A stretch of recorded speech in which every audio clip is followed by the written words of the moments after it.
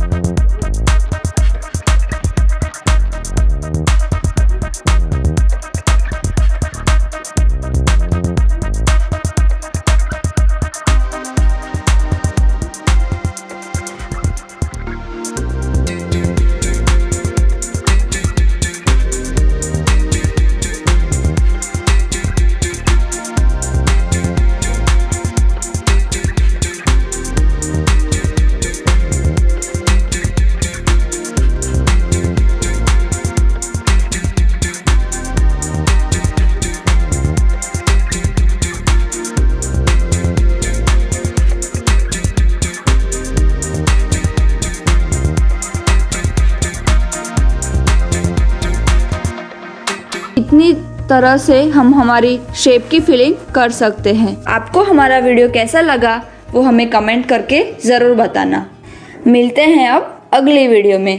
Thanks for watching.